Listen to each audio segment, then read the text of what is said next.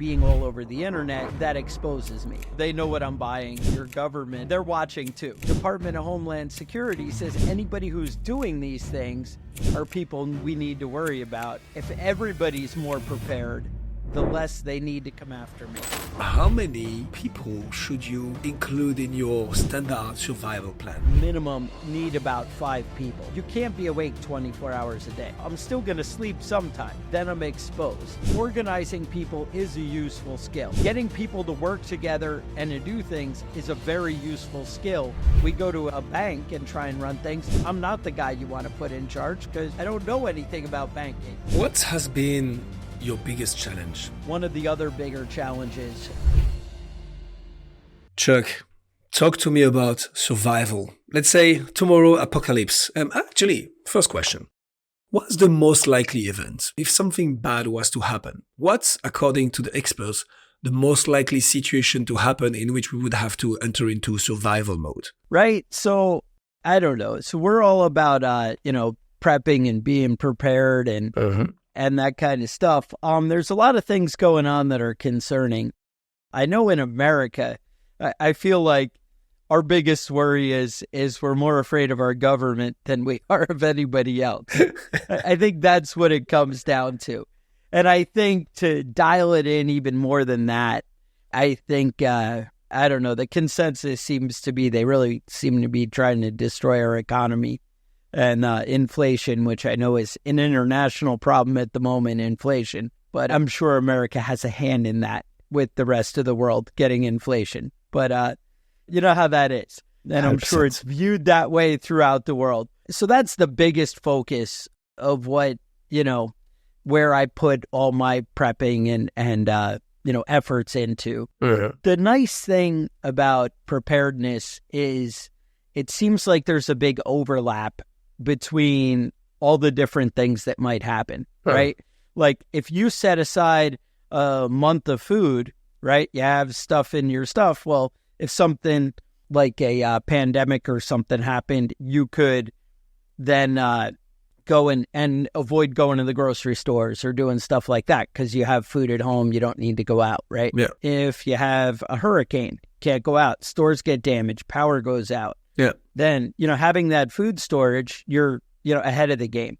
Even, a tornado comes and rips through a small town, then, there's no grocery store, but I have stuff here and I don't need to wait for relief supplies to come in.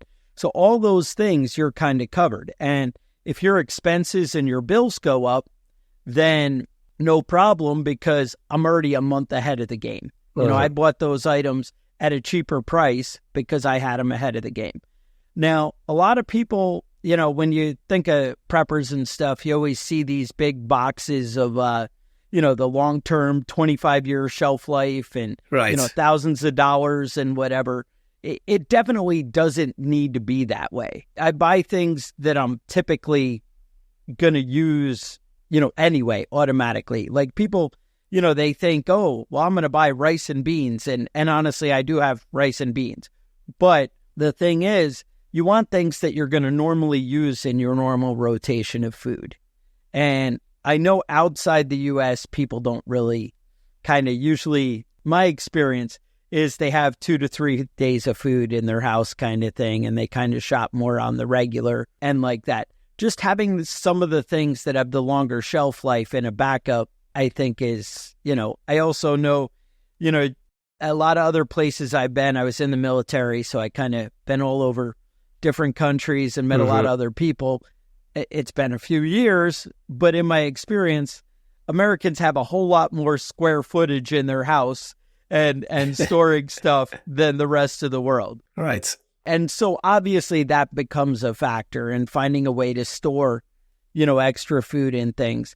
But that said, putting a 5-gallon bucket full of rice or, full of beans or something like that, all that stuff, no problem, just put in the back of a closet and kind of forget about it and just give yourself a little bit more.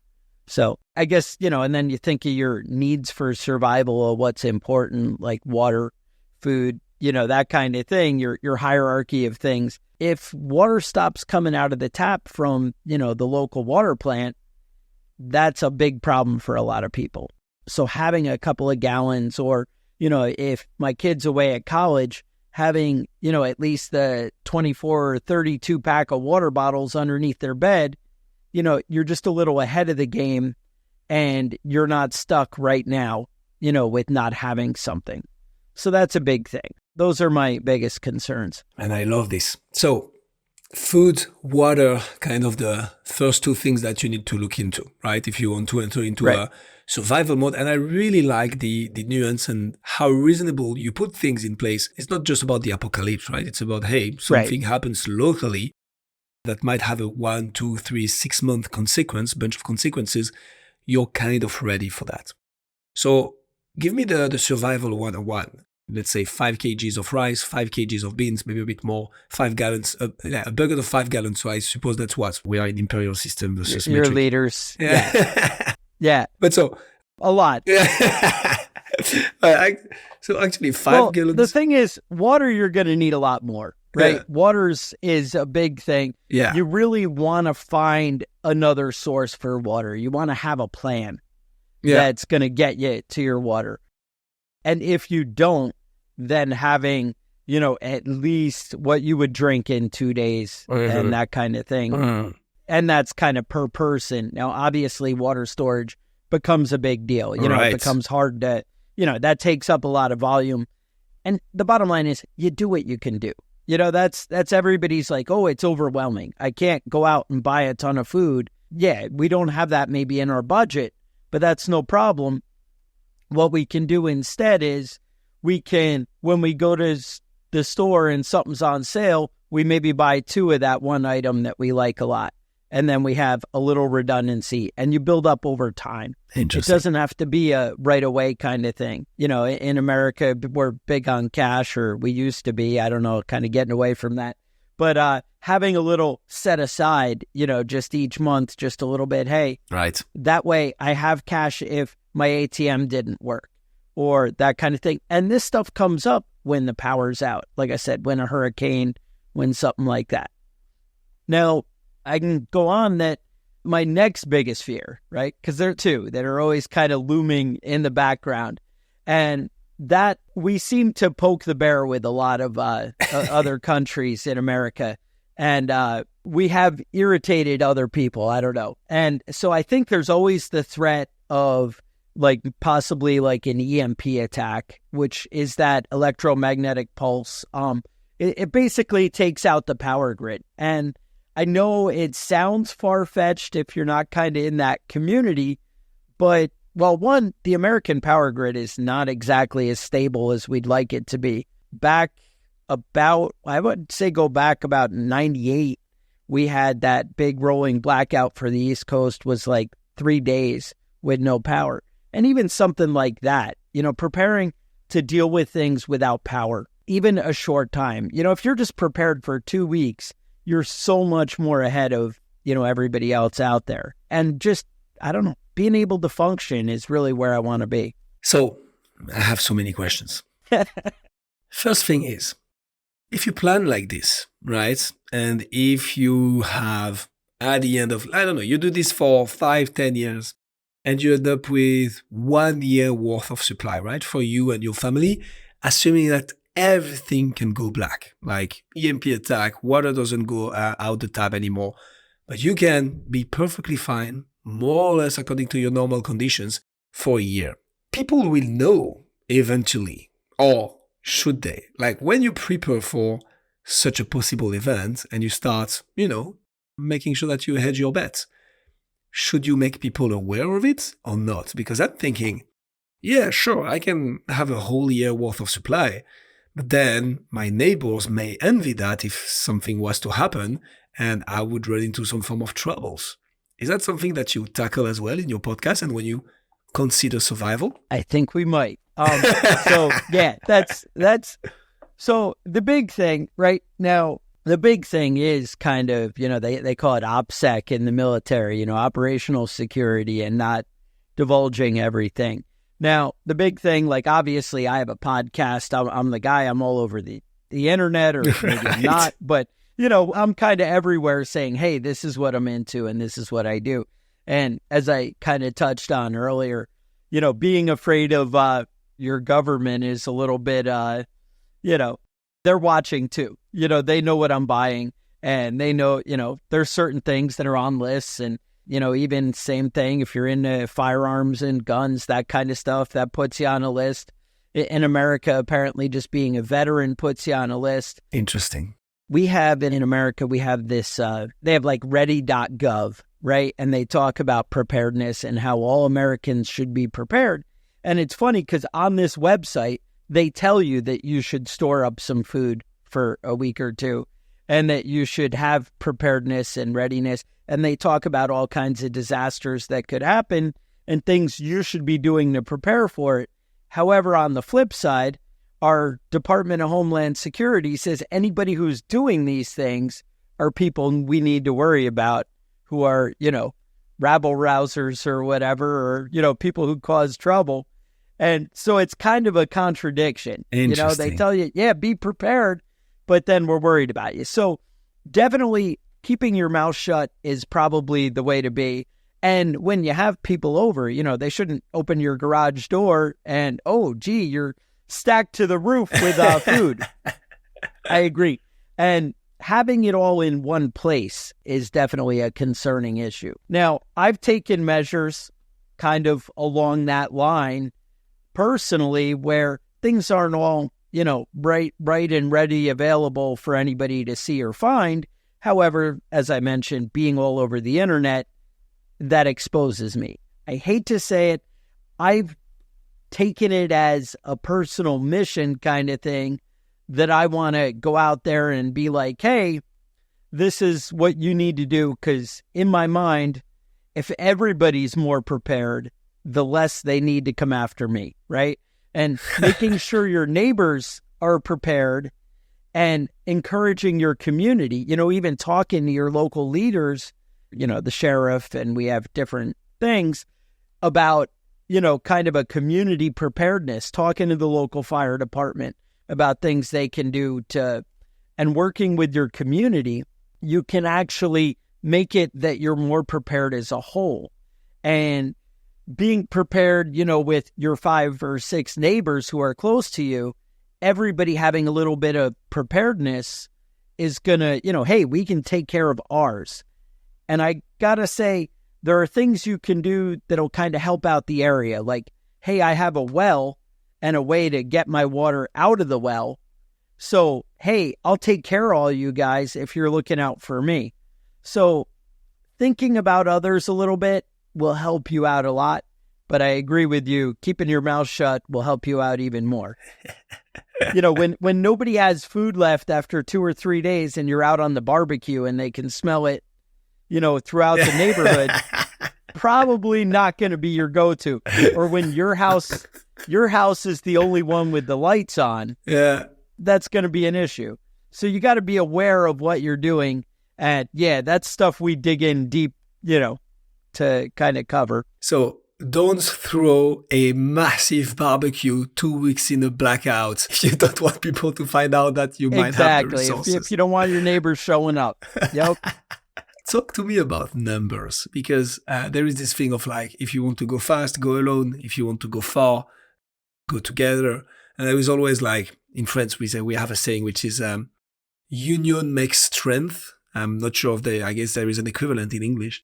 And so how many people should you include in your standard survival plan? Like, is it, hey, we are looking at a small village, we are looking about 12 people, we are looking about the more the merrier. How do you put the bar? Like, I guess that's it. What's the critical point to which making sure that many people survive, but at the same time bring something, becomes more resource intense than actually useful? Like, what's the right number? I think that's a tough one. It really does depend. Okay. Some of the examples played out and thought out come from like apocalyptic novels and different things that I've read, and where other people have given a lot of thought to an effort. And you kind of see, I've seen where people will have like a church community, right? And the church maybe has a bit of land or a piece of property, and you might be able to get away with. And you also have throughout like a church, you have an organized structure. And I've seen groups be, 100 people, and they kind of come together. And, some of the pastors are big on self-reliance and that kind of thing. And you can come together in a big group like that. The other way that you could do it as an individual, you could, I would say you probably at a minimum need about 5 people. The way you got to figure is you can't be awake 24 hours a day. So if I'm the hermit in my house and I have all my cool stuff, well, I'm still going to sleep sometime, right? And then I'm exposed and I'm put at risk. Now, that may be your entire family might kind of come together on that. Maybe the kids and their families come home, if you're a little older, you all meet at, your parents' house kind of thing, and you kind of come together but I think ideally you probably want to shoot for about 20 people in a kind of community. Like I would imagine if I'm in a kind of rural area, but not the middle of nowhere, I'm going to want my whole block or neighborhood to, kind of get on board with things. But it's really more important to have people that you trust and can work with. Yeah. Having people fighting against you inside your community is not how you want to be. That's where, so I would say you want to grow it as big as you can where everybody can get along. And I think that having that structure of a church or something is a nice, way to approach that. I love that. Have you watched the recent Prime series, Fallout? I've seen it advertised. I've not watched it. Okay. I'm always slow on those kind of things. I don't know. Makes sense. Just because I'm a busy man. Yeah, no, makes sense. So I'm going to try not to spoil. There is a very interesting link with what you said at the beginning of this episode, which is like, I'm more afraid of my government than actual other stuff. Not going to say much more because I don't want to spoil the series. But basically the synopsis of Fallout is, well, you're in a Fallout area. Like it's post-apocalyptic. There has been like nuclear bombing all over the planet. And a few people had the chance to go into vaults, which are like typically church communities or more like small communities of a few dozen people. Whatever, right. Exactly. And let's take this scenario. I mean, apart from the obvious, needing a vault that is nuclear resistant, how do you organize that? And is it something that you also consider uncover when you go about survivalism? How do you take that into account? There's a lot to unpack there. So these were pre-staged by the government? Is that kind of, or something by the military, whatever? Or how do we... Okay. Are supplies there or it's just a protected area? That's, I guess, what I'm getting at. So what's the question? Is it a protected area or is it... Are there supplies there or are you... Yes. Yeah, so you're going in... So, right. I hate to say it. It's funny. I had seen some silly like videos on the internet or something, and there's a yacht that had crashed, and there are people there, and the lady who's like the cleaning lady or the maid or whatever of the yacht has, I know how to get food and make food. I know how to make fire and whatever, and I can cook, right? And basically has a mindset of doing things for herself. Whereas all the rich party guests on the boat are used to having things done for them. And the one girl is like basically giving herself like a double portion of food. And everybody else is like, oh, that's ridiculous. How do you get that? And she's like, well, I'm doing everything. Making the fire, I'm cooking, I'm figuring it out. And the thing is, it's not the hierarchy of the world as we knew it. Oh, well, you have a college degree, you have a, PhD, you have whatever. It's more, how useful are you to the community? And again, organizing people is a useful skill.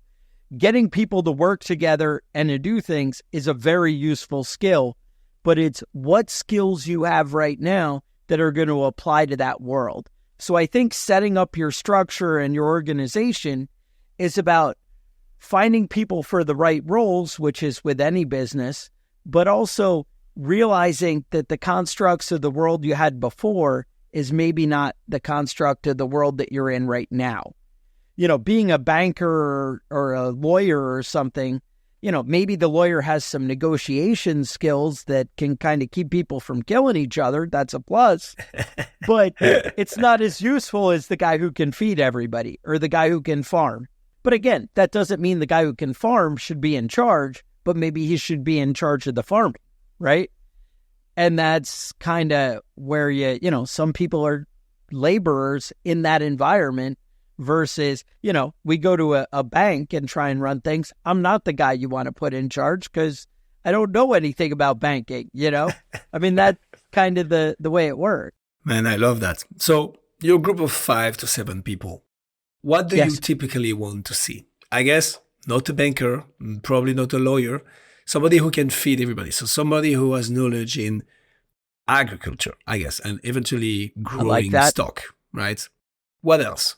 All right. So I hate to say it, the biggest priority, I think, number one, they talk about the hierarchy of needs, but the biggest priority is honestly security.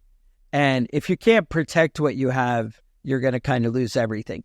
People say, well, food and water are your most important thing, but it's not really. It's really security. We need food and water to live, but if you can't protect that or take care of that, it's not going to matter. They say you need oxygen to live. Well, if somebody comes and, takes your life, you don't have that. So security is your number one. Interesting. So you want somebody who has some knowledge of security, whether that's former military, whether that's the guy who, it could just be the guy who's been studying, karate or whatever for the last 10 years or, whatever. But somebody has an understanding of tactics, right? Possibly, law enforcement officers, that kind of thing. Yeah. Next, you would definitely, like you said, somebody who can farm and whatever. But I think at least in the top 3 is going to be somebody who has a knowledge of medical preparedness. Now, possibly, so medical, I would think security, I would think food. And like I said, it kind of helps to have somebody who can keep the family together. Now, hopefully there's overlap of those positions, which would be nice. But the big thing is when you have a group of people is maybe kind of designate, well, who has an interest in this? All right, you have a little knowledge on first aid. Can you start to expand your knowledge on first aid?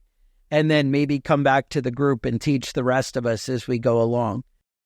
The person who's farming, hey, can you kind of really focus on, maybe store up some seeds and some things that we can get ahead on this and be ready.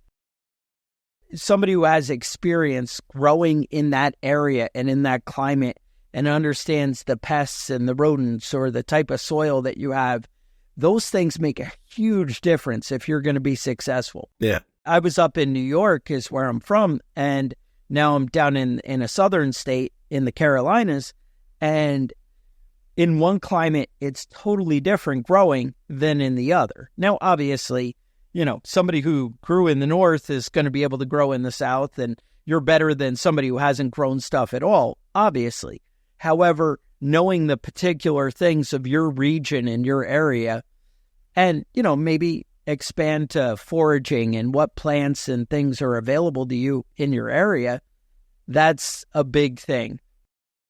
Knowing how to hunt.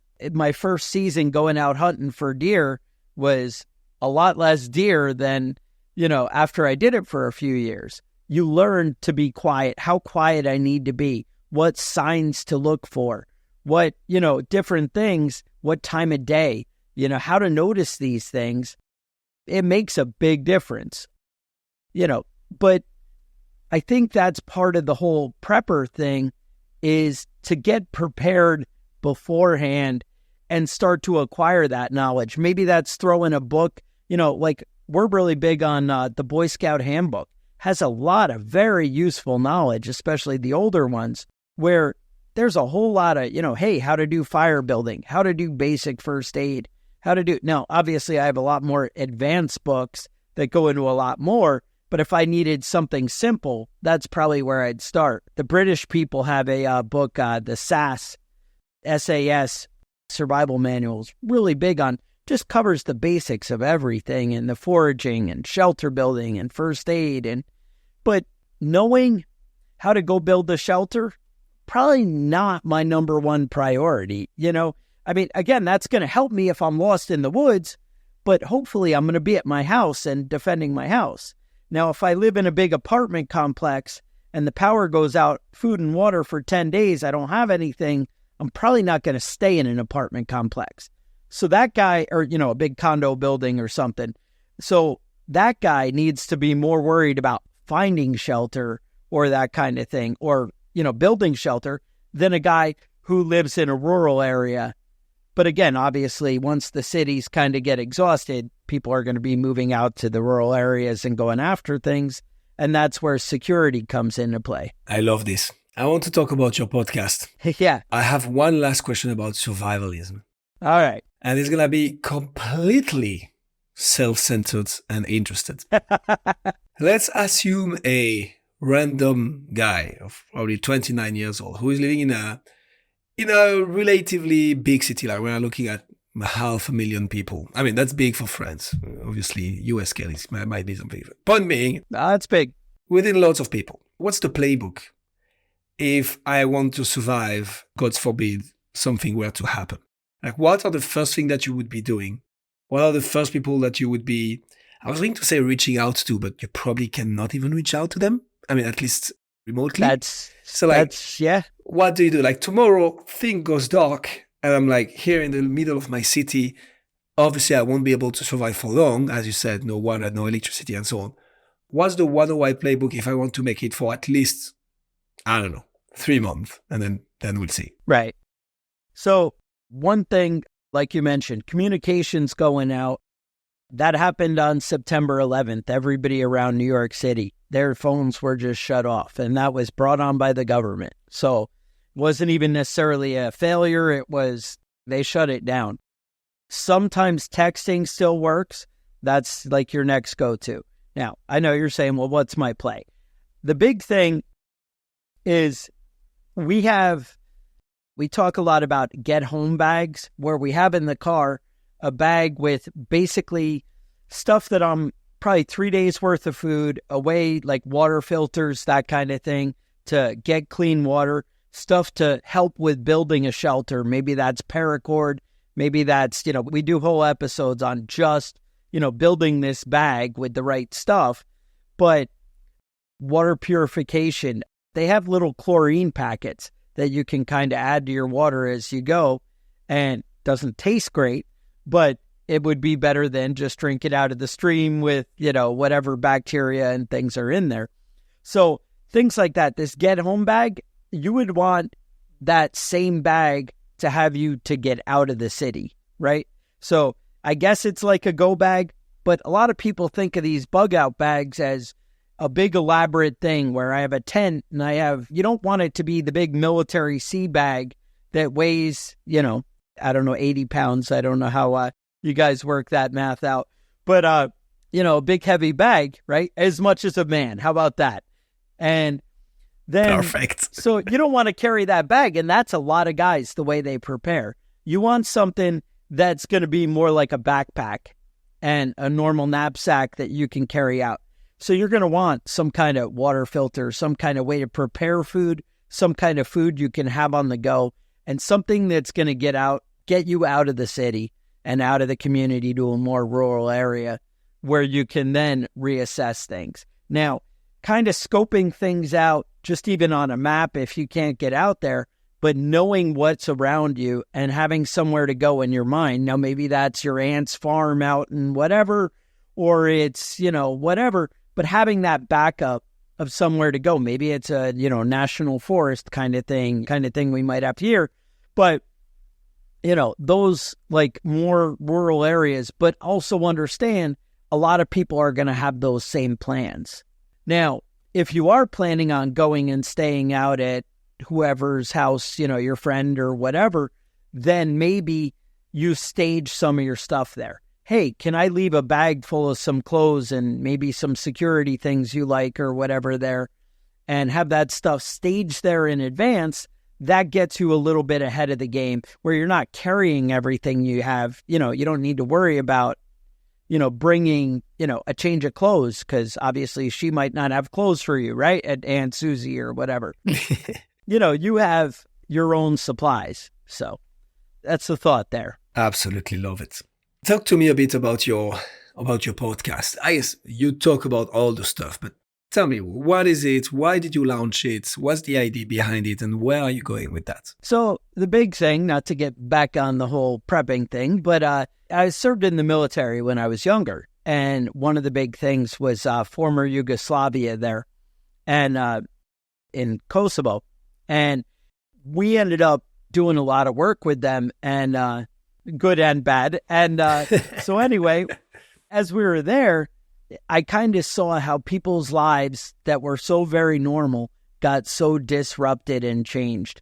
And in America, we've had a long time of uninterrupted, ease of life, we'll say, peace and happiness on the homeland kind of thing, right? We send people off to do things.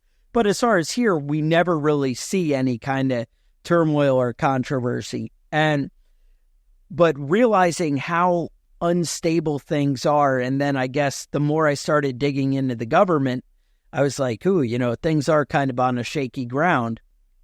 So it kind of concerned. And seeing it and realizing that a lot of us they call it the normalcy bias, go through life as, well, nothing bad's ever happened, so nothing bad will ever happen. And the more I started going down that rabbit hole, the more I kind of got excited about, I should really be thinking about this. I should be thinking about that. And the big thing for me is it's a lot of stuff that I really enjoy. I talk about things that I like doing. I talk about things that, excite me. And doing research and developing my knowledge makes it better for me, where I'm more prepared. And so giving that out in the podcast makes me a better person. But like I mentioned earlier, it makes my community and the people around me better people. In my mind, that's the way I see it, that, they're all more prepared and more able to do things, that keep things going. Love it. And so you want to spread that knowledge. I love one of the reasons you gave earlier was, hey, if more people are prepared, less people will come after me to get my stuff. I love that as a reason. But why is it important for you to educate people on those matters? What's at the roots of it? Because the reason I'm asking this is you could all be like, hey, okay, if something was to happen, it's free for all. It's like everybody for their own skin. So why wanting to spread this knowledge beyond your very inner circle? It is kind of altruistic in some way. That's, I want to be the nice guy to help out. Cool. It's kind of, I hate to say it, it's the same as doing military service, right? It's, you're serving something bigger than you. And I want it to be better for, the next guy. You always want a better world for your kids. And I think, I would take it as far as the more, to me, being self-reliant is standing up to the government.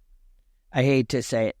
At least, our government here is very big on, it almost seems intentionally creating a dependency. I know you could make an argument maybe otherwise, but I don't know. That's my own personal belief. And I think the more people who can take care of themselves and their own problems, the more you're kind of defying that government overreach. The government has the power of, we had, Ben Franklin was big on, those who would trade liberty for security, will have neither. And that idea that, you're willing to give up your freedom to feel safer, I don't know. That is kind of an American ideal. We're very big on, independence and whatever, but it's just that I think that's it. It is a way of standing up to kind of the government. And I feel like they have less power over me with the more people who can take care of themselves. Because if they say, oh, we can take away all your health care, well, that's a big deal, right? Or if they provide all the schooling, oh, well, your kid can't come to school anymore. Or, he's going to, I have no choice. When the government takes my money to pay for schools, I have less money left in my pocket to pay for private schools. and to do that kind of thing because I'm paying for 2 sets, right? And so the more independent I am, the less I'm dependent on them. And I think if I spread that as a bigger thing, then, the results will be better for me. And that's my biggest motivation. Man, that's very interesting. It's a very interesting form of, I don't remember exactly the saying or the situation, but there is a thought leader, I'd say in France, who is saying like, even the slightest resistance will play a role. And he says something like I think it was during the Second World War, where he was like, okay, France is completely annexed, basically like under the control of the Nazis. And if you take 2, 3, 4, 5 times the time to iron, I don't know, military uniforms and iron them for longer so they are used faster, you're consuming resources and you're resisting in a way. And it's like, whatever you can do to do your part in resisting, right? And I love that vision of saying, hey, okay, I think there is an issue here. I think there is something to be talked about and maybe acted upon. And I'm going to resist with something very positive, which is creating useful content for a broader community, educating them on how to, take care of you, take care of yourself, take care of your home, take care of your relatives if something was to happen. Really love that. What's the business behind it? If any, right? Because there is this altruistic intention. How do you link this with potential monetization or making that financially sustainable? Right. So, I don't know, a lot of things to consider. When you're approaching a new, doing it as a business and stuff like that, I did definitely start it out as a hobby.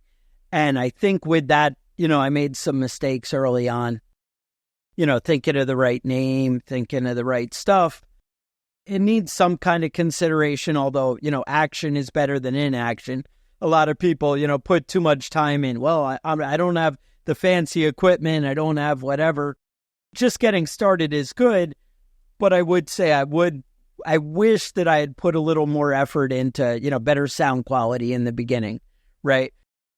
Or, I don't know, even, like I said, a continuity in name. Like I started out with, we focused on this Prepping Badass and the Survival and Basic Badass podcast. And it's kind of 2 names and I'm building up 2 things. And now we're getting away from the whole Prepping Badass thing and just dialing in on the one. But it was hard to make that transition. I didn't think about things like that. Having badass in the name, I didn't see it as a big problem. Facebook and stuff was giving me grief about advertising and, it's offensive to people. I didn't see it that way, but, it is. And there are some people that, that's an issue. So being open to other stuff, I was very big on independence and doing it my way and whatever. But that did come at some cost and some sacrifice. So building it as a business and thinking that way kind of early on, just think of some of the consequences and maybe checking out guys like you who, you have a show where you're laying out, some of the pitfalls that people run into, right? Like now, other people in the future are going to have some insight that I didn't have. And that's kind of cool. But besides the insight, there's a lot of different ideas that you can build up, trying to think, so that, I don't know, you just want to kind of keep growing. Consistency, you want to lay out the same, consistent every week. One of the biggest things I would think about is, record 10 episodes before you release one. So you're sure that you can just kind of be ahead of the game. Now, obviously, some stuff and some shows would be very time sensitive, right? You might have content that relates to, what's going on in the news this week or whatever. And that's relevant, something you want to be aware of, but maybe you make some timeless episodes and then, you keep recording and you intermix the ones that are relevant to this week and what's going on. That's, something you could do because a lot of stuff, should be, as they say, evergreen, where it's timeless and keeps going. What has been your biggest challenge as a podcaster and how did you manage to solve it? Like, what is it that caused you the most problems, but eventually you got rid of? Well, audio quality was definitely a big thing. And I hate to say it, I mean, it kind of was throwing money at it. One of the other bigger challenges that came up, and a lot of you guys who have remote guests and that kind of thing, are that you need, decent internet quality, and you struggle with that because doing remote. And that's the thing. My whole prepper survivalist lifestyle here has me living in the middle of nowhere, right? And there's no internet, right? There's no internet here that's worth anything. We used to have like dial-up phone modem stuff. That's about the quality of internet that we have here. And that's like ridiculous. So I ended up getting Starlink, right? The Elon Musk thing now. And I have that. But even that is like, oh, well, you're surrounded by tall pine trees. So I thought, oh, my entire roof is completely clear straight up. But I end up, dealing with still some internet, dropouts, that kind of thing. So things like that, right? So the internet, the audio quality, those were probably my biggest struggles. Growing the audience, I did get in kind of early, like 2016. There wasn't as many podcasters out there. I think that maybe helped, but I think consistency is a big thing, right? Just every week, be in there no matter what. And, my model is being kind of true to myself and speaking my mind. A lot of my audience is not people who I typecast in my head as like the survivalist prepper or, whatever.